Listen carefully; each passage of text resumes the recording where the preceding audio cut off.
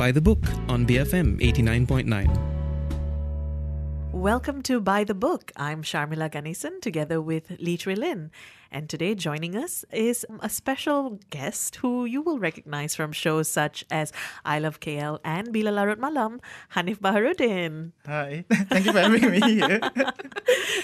So Haniff is here, of course, because this is our second episode of our book club, right? That's right. Where we all collectively read a book and then discuss it, as is the way with book clubs. In the first one, we heard from T. Xiao Ik, who is the producer and presenter of Health and Living. And she chose a very health-based book, When Breath Becomes Air. So, Haniff, is your book of choice related to the shows you do on the station? Talk to us about it. What is it? Okay, so it's The Pig That Wants to Be Eaten and 99 Other Thought Experiments by Julian Baggini. And I don't think that it's really that relatable to what I do here, I guess. It's just that it's I find it quite interesting, and hence the reason why when you guys approached me and asked me to be on this show, I thought of like a book that might be, I guess, that made an impact on me. And I feel like this book, for some reason, made quite an impact on me. So hence I decided to choose this, despite it not being literary in nature. And in your own words, despite it not really being a book. Correct. Haniff's exact words were, I don't know if you would consider this a book. And it is a bunch of pages with words on them bound. So yes, if nothing else, it's a book. So what made you suggest this book to us, Haniff? I don't really read that much, but I know among the things that I've read some fictions, but I don't feel like I reflect a lot on them.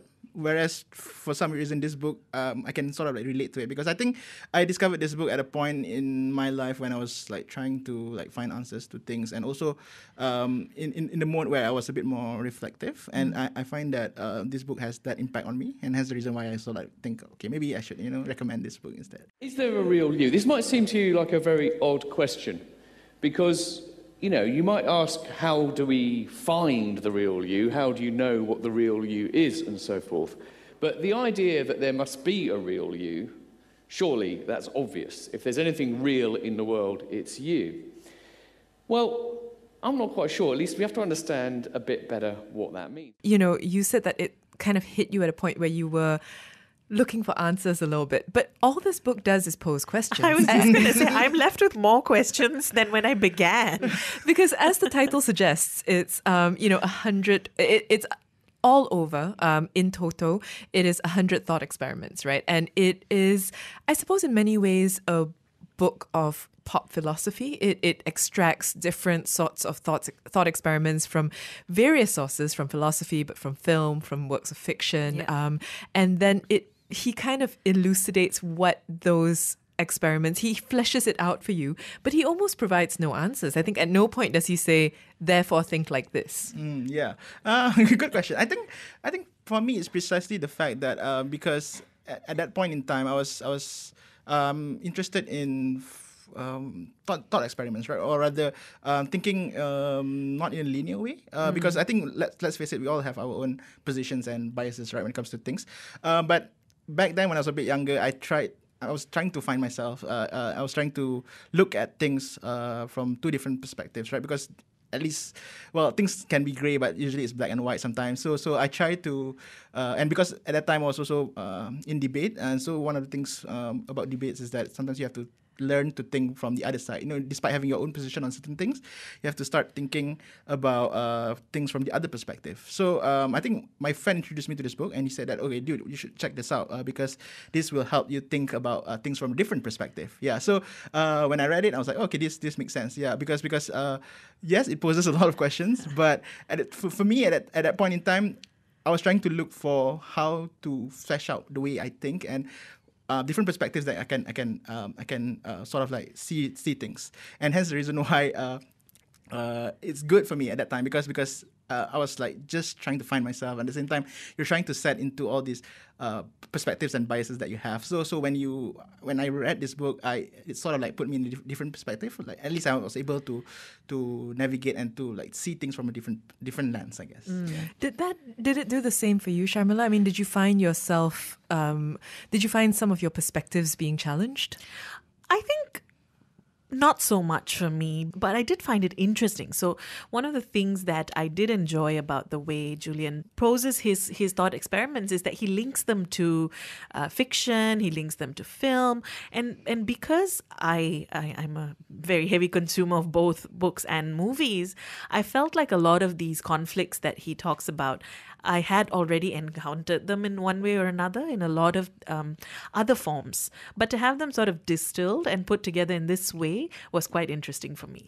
So my personal challenge with this book was to get away from emotion, because what I found a lot of so my implicit biases, I suppose, here were not necessarily to do with issues even of, for example, religion, which comes up a lot in the course of the book. I have my own views. It's not something that I found very oppositional in that sense to views that I already hold. But where I found myself was in the moral questions, the ones where it's like, look, so if somebody were to give a knighthood to an odious rich person, and because you give that knighthood, they then donate tens of millions of pounds to Africa, and therefore you know for a fact that it's going to go to good as opposed to them spending it on themselves. What is the moral good there? And so those were the questions that I found myself kind of being challenged in terms of what my immediate answer would be. Yes. And then why is that the case, right? And as somebody who tends to go on gut, as someone who tends to go with, you know what, this feels right, so I think that's correct. Having that, even that idea of the gut feel being called into question, that was what was interesting to me. And you're right with that, stripping away the emotions of it, which is what fiction doesn't do. Yes, exactly. Fiction usually puts in a lot of emotional loading onto these questions. So we tend to be driven by character, circumstance, whereas he actually presents these facts very neutrally, even when it comes to something like someone murders someone. This is why they did it. But there's no emotion, right? Yeah. So you're able to think of those factors in a very neutral way. And that was interesting for me. That's the thing, because I remember the first time when I read it, I remember appreciating that neutrality that he was trying to present in his arguments. It's just that funny that when I read it again, I think, and this is where I feel like as you grow older, maybe it's just me growing older, right? But when I read it like the second time, like a couple of weeks ago, I felt slightly challenged and I felt slightly uncomfortable. I think because I have sort of like I've sort of like find my rhythm and find my quote unquote identity now, and I've sort of like subscribed to whatever I believe in. That when I read this, when I read this again, I feel like a bit challenged. Yeah. Was there anything specifically that you found challenging? I mean, any one of the 100 that you read and thought, oof, I don't know, or I need to kind of take this away and mull it over, in particular? In general, I think maybe those with religion, I guess. The one was a bit. I wouldn't just do it provocative, but it was a bit more challenging, I guess, to a certain extent. But even then, I remember the first time when I read that those moments, I did feel slightly challenged by it, but that's not the point of it. I think the point of reading this book is to be open-minded and to tackle, or rather to listen to whatever arguments that are being made. And to be fair to Julian, he did present both sides of the argument fairly, quite neutrally. Yeah, it's just that this time around, the religion aspect of things was quite challenging for me, and also the moral stuff as well. Yeah, and I don't know, maybe again I was a bit younger and much more eager back then. So I remember enjoying it so much more than when I read it a couple of weeks ago. I don't know. Maybe I'm just getting older. Or maybe that's just how we should all be appreciating books. I think what you're describing is an experience that a lot of people have had of either, revisiting something that you didn't like all that much and then you love later on, or revisiting something that you absolutely loved and either finding something entirely different in it or not liking it as much. I mean, there are a lot of different reactions to books, and that's part of the beauty of reading, I think. Yeah, and sometimes partly why I don't like revisiting books that I felt changed me in some way, because often when I revisit them at a different point in life, I'm usually underwhelmed. So I tend not to. Did this book spawn off an interest in philosophy for you? I mean, did it then, cause you to go and look up, I don't know, Descartes? Or did it make you go, oh, I need to read about the cave? Did it spawn that off? Whether it's into other books or just simply down Google rabbit holes. Did you end up doing that? Yes. I think by virtue of maybe, of course, I was involved in night school as well. Night school is a show on philosophy. So I think I think it came at the perfect timing. So after I read this book, I was involved in night school. So eventually I tend to listen to a lot of night school, and also maybe not books, but I tend to Google a lot, or rather discuss philosophical ideas with friends. I think that's how I generally consume or spark this interest or bounce it off with friends, and maybe not philosophers per se, but more of just little thought experiments that I conduct with my friends. On issues that may not be morally ambiguous, but a bit more situational based. So we do need to take a break, but when we come back, we will continue our book club discussion with Haniff Baharudin on The Pig That Wants to Be Eaten by Julian Baggini. You're listening to Buy the Book on BFM 89.9. Brainy, fancy material. BFM 89.9. Welcome back. You're listening to Buy the Book. I'm Sharmila Ganesan, and together with me is, as usual, Lee Trilin. Hello. And Haniff Baharudin, who is joining us for our monthly book club. We're talking about Julian Baggini's The Pig That Wants to Be Eaten, which is a book of 100 thought experiments that have led to a lot of questions and some answers for us. Very few answers. I mean, the very structure of the book, we spoke about it a little earlier, but just to reiterate, it plucks out thought experiments from a variety of sources, including sort of more traditional philosophical sources, as well as films, fiction, and distills it into a very neutral toned, this is what it is, what do you think? And then lays out the arguments, right? Yeah. It doesn't really offer easy answers. Instead, it's more like niggling little provocative things lobbied into your brain going, what do you think? What do you think? Yeah. So I'm curious as to how did you guys read this book? Because for me, it wasn't cover to cover. It's not like I sat down, started in the beginning and went to the end. I tried doing that and it kind of got a little bit much for me. So then I ended up actually opening it at random pages because it's an experiment a page. So I actually started reading it that way. And then I started thinking, is that how everyone else reads this book? I read it cover to cover. Okay. Yeah. And all at once in sort of one go? Yeah. Wow. Well, maybe not in one sitting. Yeah, but as in you consistently stuck with it from beginning to end. Yes. Did you find that with the ones that were starting to get a little bit similar or that explored similar themes, could you tease out the differences? Because that's what I ended up struggling with. I actually struggled with the same thing as well because there were some repetitions. And they just started seeming like versions of the same problem or the same issue, right? Yeah. But tackled slightly differently, but it's still almost similar. So I had the same problem as well. Did you read it cover to cover twice? Because you've read it twice now. And did you read it the same way each time? Yes. Okay. So I, true to form, Sharmila, we did the same thing. I attempted to read it from start to finish, and I got to about, I think, 30 odd experiments, and I just started thinking, what is intelligence? Are we all computers? What is God? So it became a little bit a bit heavy, despite the fact that they are very light little snacks of chapters. Actually, I just started feeling heavy and weighed down by it, and then I had to take a break. And then I found that actually, flipping from page to page, just opening it at random and looking through it, that was a much more enjoyable way to read this book for me. I'm actually genuinely impressed, Haniff, that you Yes, could do me it. too. Yeah, because I started feeling just pulled in too many directions. It's like too many questions and not getting the answers. It really started to bother me after a while. and then I read people online calling this book a great party book, where they said, oh, you just pull it out at parties and you read out one of the experiments and then you discuss it. And I was like, I've obviously been going to the wrong parties. Or, depending on what you want out of a party, maybe the right one. But I would agree with that, with it being a good party book or a good friendly discussion book. Have you used it in that vein? Not in a party, but I think with a bunch of friends who are like-minded, I guess. Yeah, It's a party, why? because I think thought experiments, I think it depends on the kind of friends you have, or even like your character, right? Whether you're like curious about these things. Because I remember my friend telling me that back then when they were much younger, they used to have this kind of conversations with their friends, with his friends rather, and it was.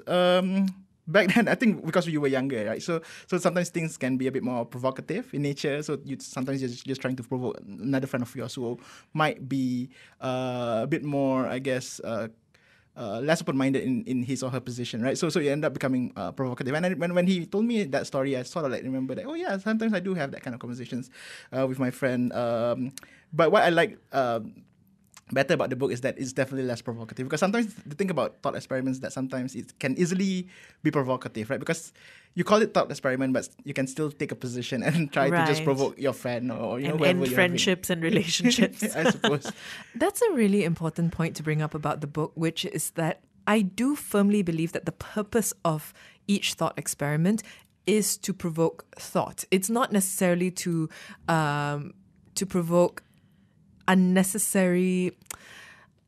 Is any discussion unnecessary? Yes, I think you can say that. I don't think it's there just to provoke unnecessary discussions or unnecessary points of view being taken just for the sake of it. Nothing in this book is just for the sake of it, even though the term thought experiment would denote that, right? Instead, it really is, I think, ways of introducing very elemental parts of philosophy, or very elemental questions, such as, I know I brought it up already, but the cave recurs throughout the book, right? The idea that what are you viewing really? You know, are you even seeing the real world? And if you're not, then who are you in that context? And that is just an age-old question. I mean, it's Plato. It's old. Yes. 2,400 years ago, one of history's most famous thinkers said life is like being chained up in a cave, forced to watch shadows flitting across a stone wall. Pretty cheery, right? That's actually what Plato suggested in his Allegory of the Cave, found in Book 7 of the Republic, in which the Greek philosopher envisioned the ideal society by examining concepts like justice, truth, and beauty. So the fact that it's introduced in this way, I think, makes it more digestible.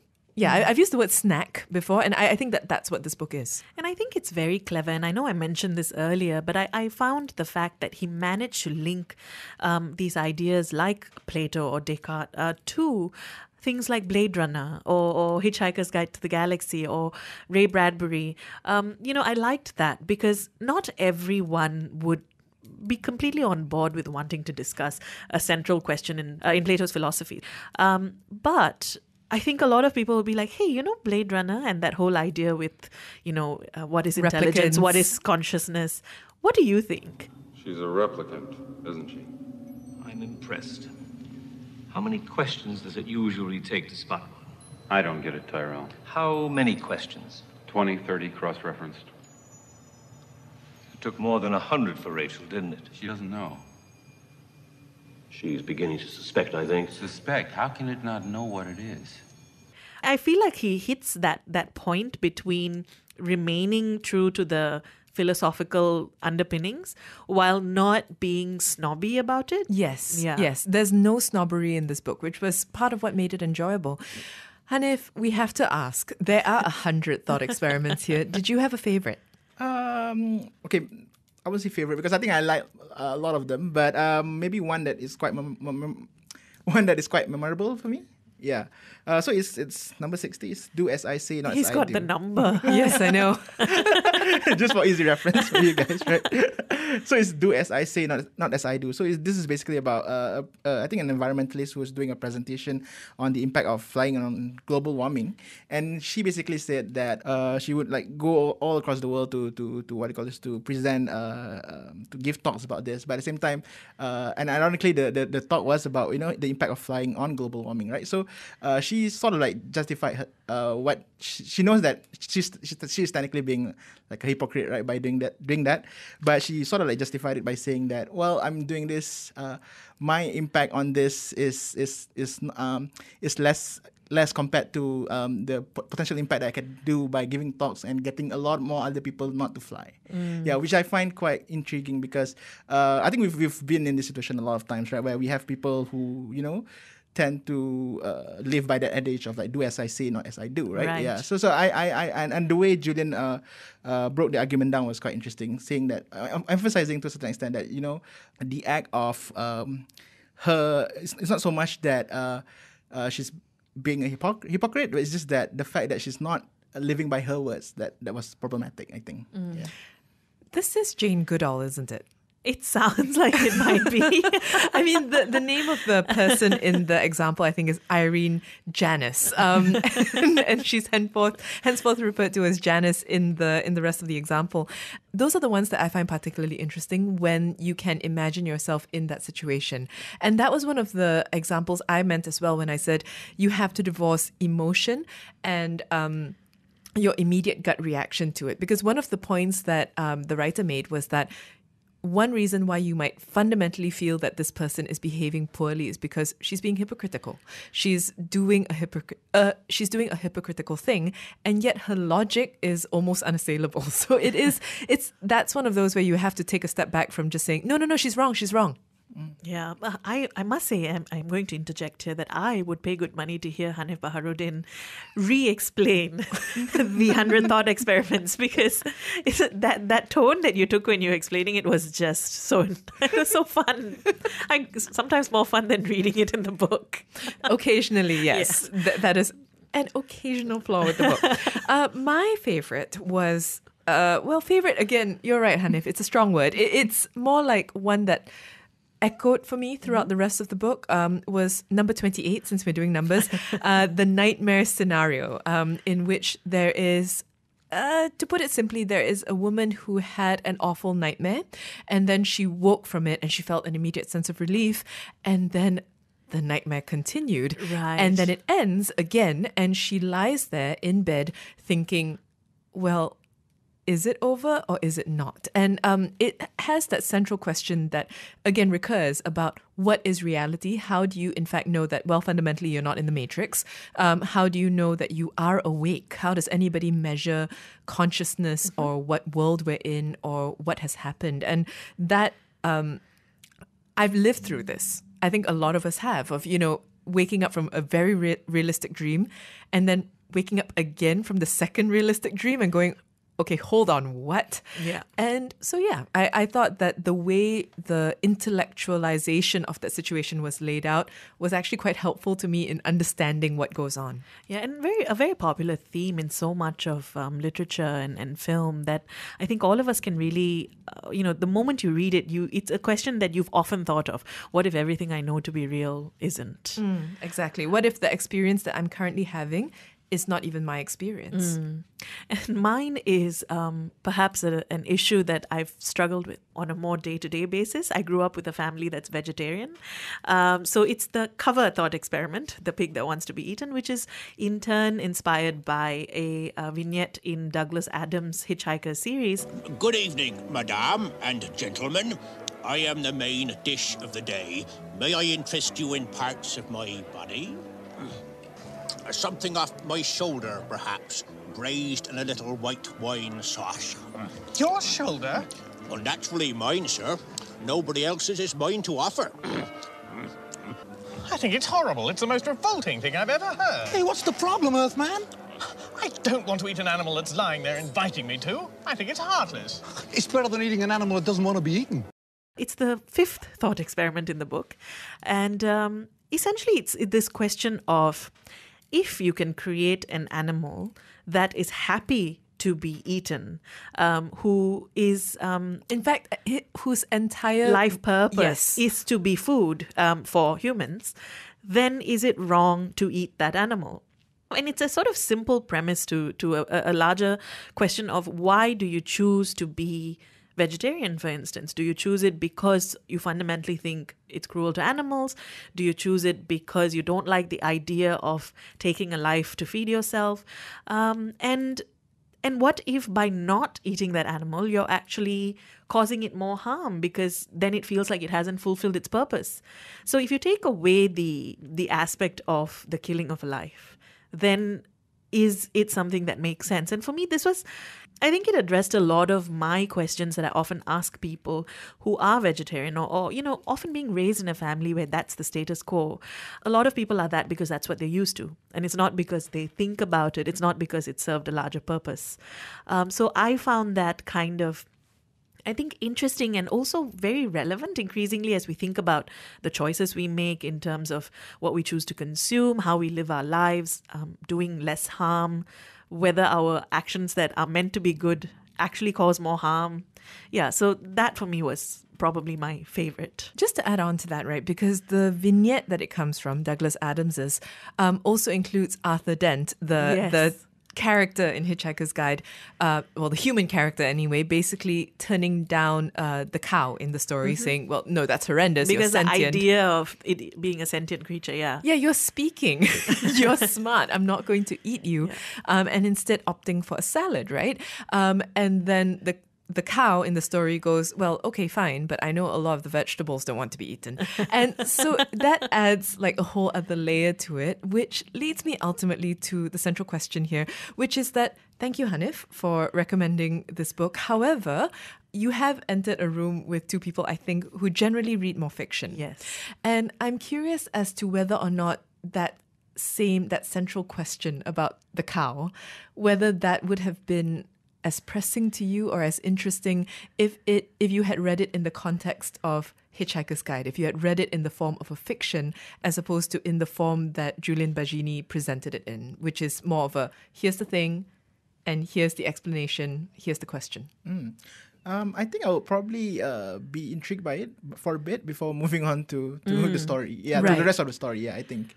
But generally because I wouldn't probably think too much of it in that sense. But outside of in normal conversations, sometimes if I'm just doing something random, I will probably think about those things randomly, and also with friends, I guess. I think because you find the right friends, they can provoke or invoke these kind of questions and make you ponder about these things. It's all context then, I guess. Yeah, I think so. I think it really is what catches your attention at that point in time. And what Julian Baggini's book does is to distill those moments, whether from fiction or from philosophy, so that you can't ignore them or you can't move on. Well, all that remains to be done is to thank our special guest for our monthly book club this month. Thank you, Haniff, for joining us and for recommending that book. Thank you very much for having me. We've been talking today about Julian Baggini's book, The Pig That Wants to Be Eaten, and 99 Other Thought Experiments, which is, a collection of what it says, thought experiments culled from philosophy, culled from pop culture, and presented to you.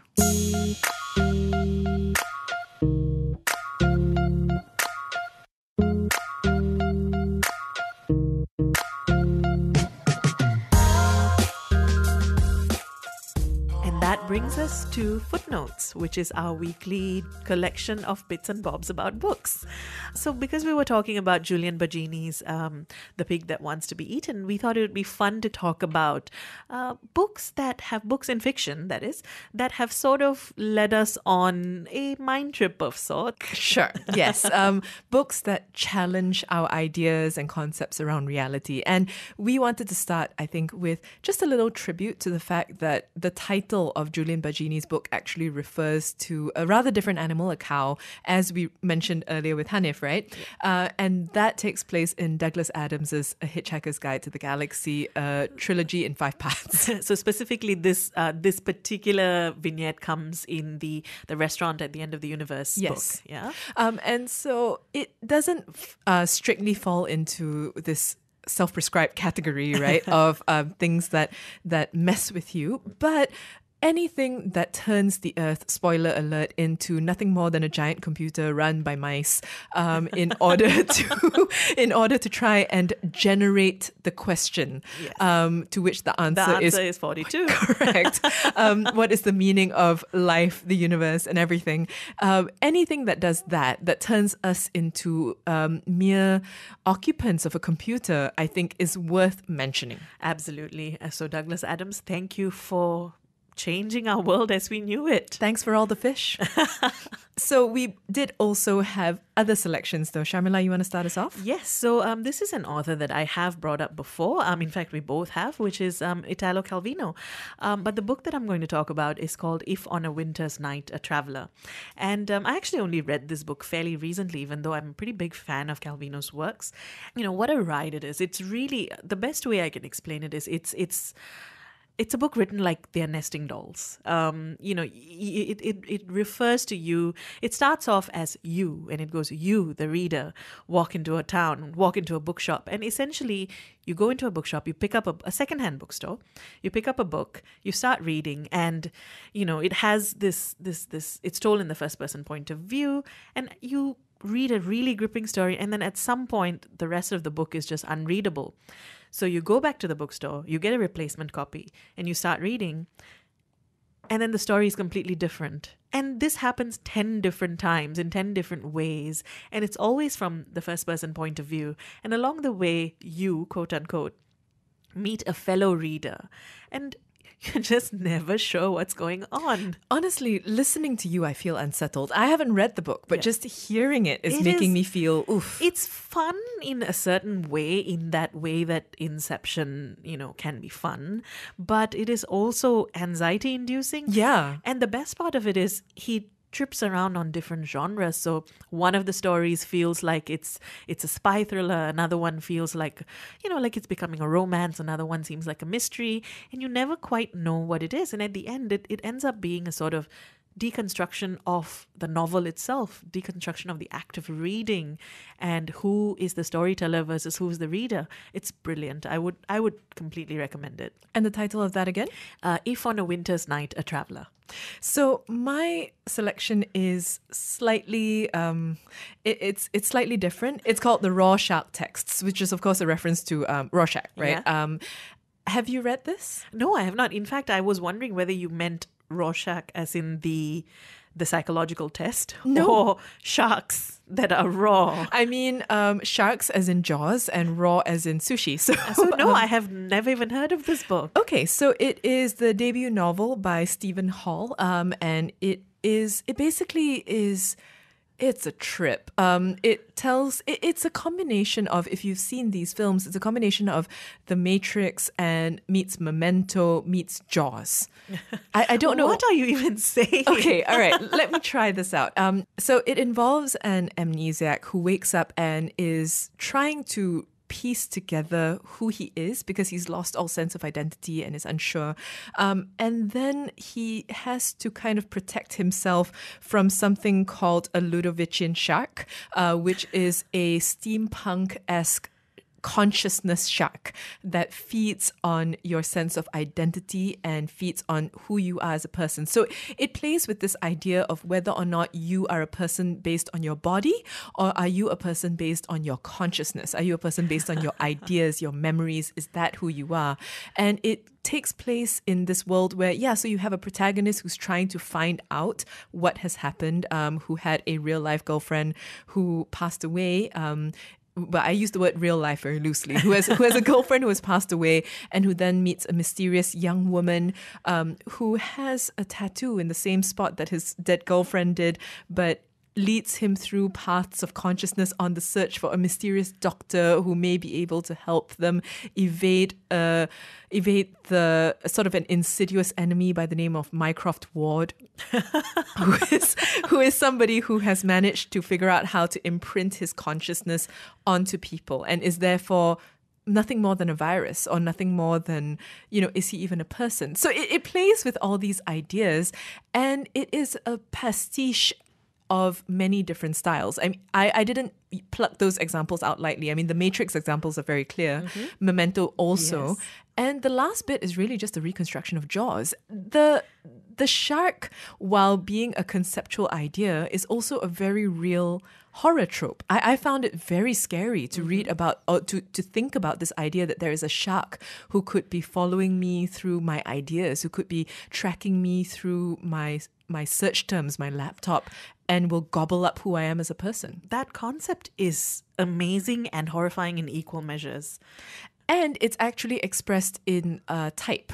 So the book actually plays with different forms of type in order to evoke that idea that a shark is after you. I mean, and I think I remember reading somewhere that the publication or the way that had to be laid out was so complex that only one printer in Italy somewhere knew how to do it. But it's a really fun book. I don't know if I've made it sound fun. I don't know whether fun would have been what came to mind, but I want to read it. It is actually incredibly fun and thrilling, but it also prompted a lot of ideas. Like any good shark story, when I went swimming a week after reading it, I felt just a huge sense of anxiety. And yet, beyond all that, it's also a book about ideas. So I lost it in the back pocket of a seat of a bus. Mm-hmm. And I was halfway through and I went out and bought the book on the same day when I realized I'd left it behind. So it's that kind of book. You want to finish it. And yeah, it's called The Raw, as in sushi, Shark, as in Jaws, The Raw Shark Texts. It's by Stephen Holl. If you can find it, I enjoyed it a lot. Well, do let us know what other books you might have in mind that have, I suppose, altered your sense of reality. So you can tweet us at BFM Radio. You can WhatsApp us at 018-789-8899. This has been By the Book on BFM 89.9.